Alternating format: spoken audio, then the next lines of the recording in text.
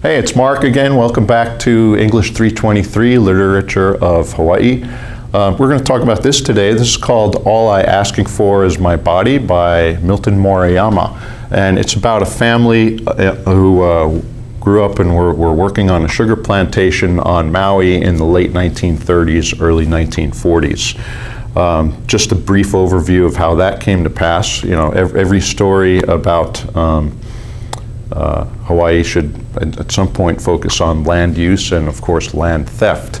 And so, beginning in the mid 19th century, around 1850, with the Great Mahele, as we discussed before, you had these former missionaries and descendants of missionaries stealing basically thousands and thousands of acres of the best land in Hawaii, and with the intention of putting it to use for commercial agriculture, in this case selling sugar.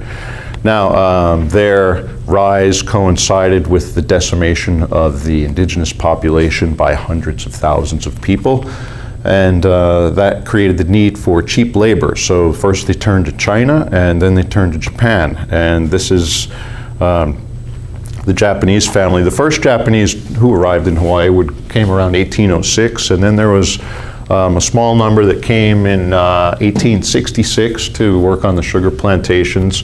But the biggest wave of import of Japanese sugar workers was in 1885. And by the time this book was set, just prior to World War II, Japanese folks of Japanese ethnicity amounted to over 40% of the state's population.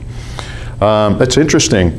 Now, if you look at when this book was finally published, which was in 1975, this is many, many years after, again, the thing that is taking up all the oxygen in the world as far as a book knowing about, a book that'll show you something about this place, Hawaii, many years after this came out. Now, we remember how pidgin was used in this book in the Keli Kanakoa, not my name, that I made up, chapter that you folks read in the resources section.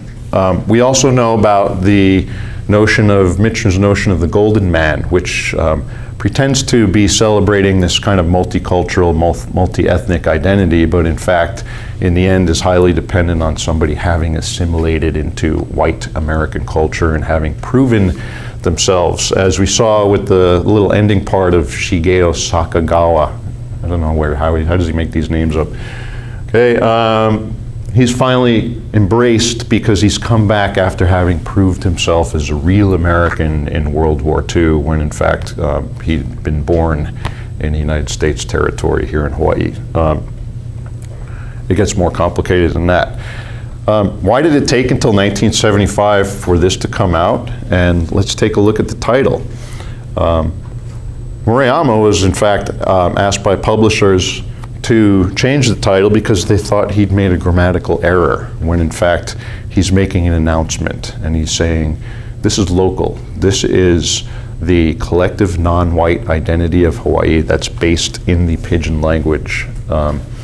Even the parts that are written in what linguists call American Standard Academic English or American Standard English, Murayama made an effort to put those into the rhythmic syntaxes of actual pidgin, left them in a more accessible format for a wider audience, but still is using pidgin as a way to kind of mark an identity and a territory. So keep your eye on that as you read through this.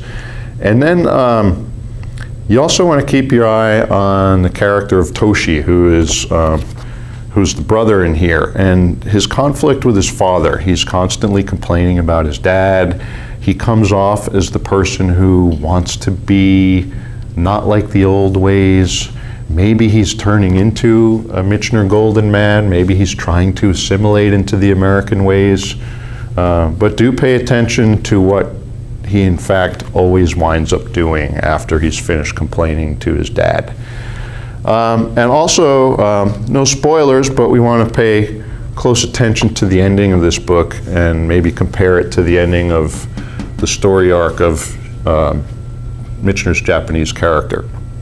Because what we're talking about here ultimately is what English scholars will call intertextuality. This thing arguably would not have been written, or at least would not have been written in the same way with the same bold type of announcement, if it hadn't at least been partly in response to Hawaii. And it's clearly a kind of an attempt to correct the record and say, look, if you want to talk about the complete experience of even one of your Japanese characters, just try and get it right, all right? I think that's all I really want to say about it to this point, and then we'll let you read it and see what comes up in the comments. But think about it in direct response to this, okay?